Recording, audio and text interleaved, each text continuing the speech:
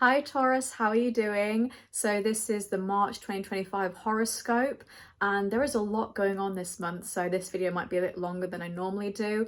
And there's also a few transits that are taking place that are really important, and I want to give them the time and space they deserve, so I won't be talking about them too much. For example, Neptune ingressing into Aries on March the 30th is very significant for us as a collective, for the world, so I really want to talk about that, but I won't be giving too much detail because I feel like it deserves its own series and its own video. But Taurus, let's kick it off.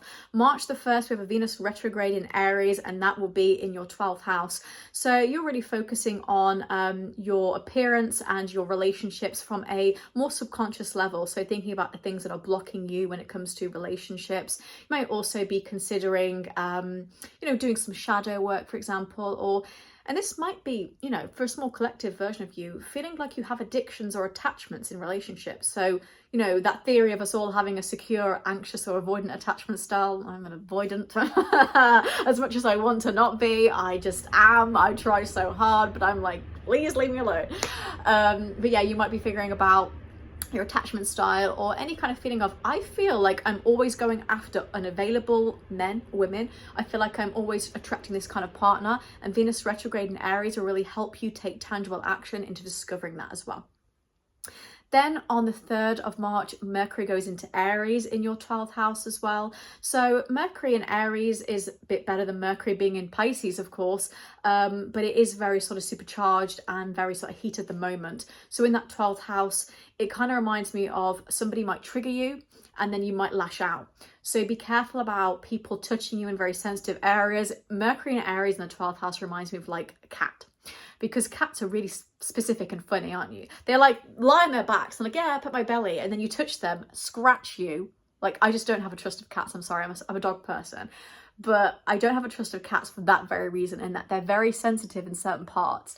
And when someone says something to you, even if you don't feel it explicitly triggers you emotionally, something in your subconscious is like, did they say that because they think that I'm not reliable? So be a little bit more careful with Mercury and Aries in the 12th house, because it can lead you to be a little bit more sort of like supercharged, say things too quickly, say things in heat at the moment, and in that 12th house as well, internalize what others say to you as well.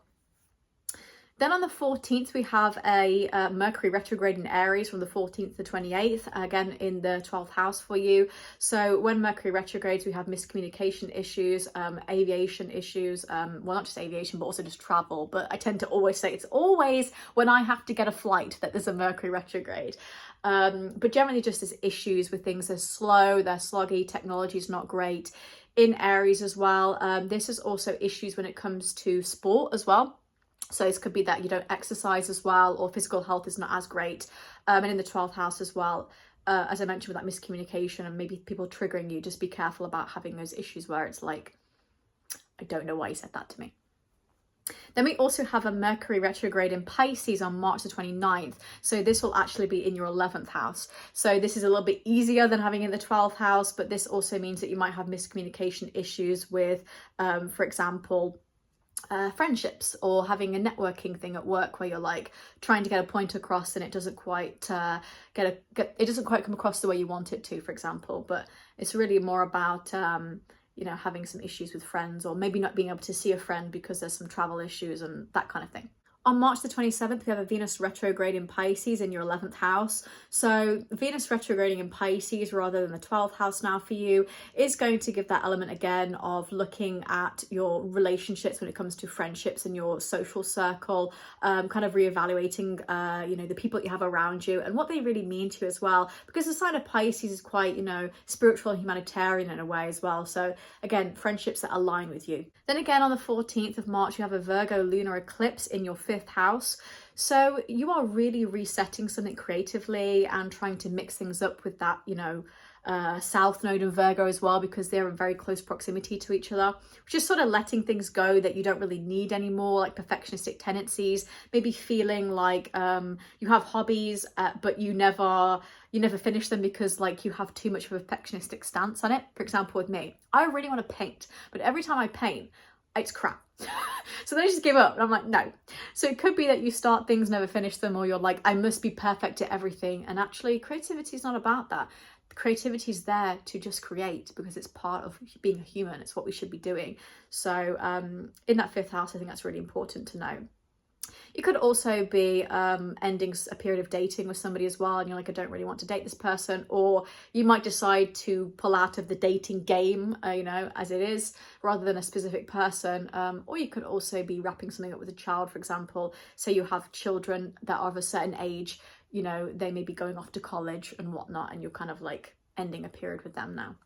Then on the 29th, we have an Aries solar eclipse in the 12th house, which will have you reinventing a more healthy spiritual routine, perhaps getting better sleep or focusing on disciplining your mind, especially if you felt, you know, really angry or out of control recently.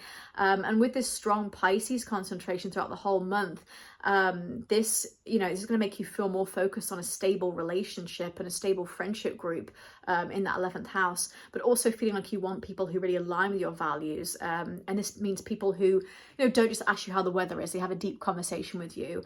And I think with that Pisces 11th house, with Saturn as well, for example, Saturn and Pisces in the 11th house, that's really going to give you that boundary and that stability when it comes to friendships as well. So I really think that you're not entertaining superficial friendships at this time. You're like, look, part of my healthy spiritual routine is having people that understand me at the same time.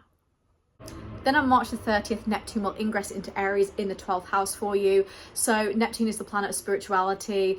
So to have Neptune in that 12th house, it's like, okay, you know, they kind of work together, but in Aries again, it's very sort of like, I don't want to keep using the word aggressive, because I don't actually think Aries is always that aggressive. I think they're quite sensitive, actually. My dad's an Aries as well, so I'm always like, I think they're quite sensitive.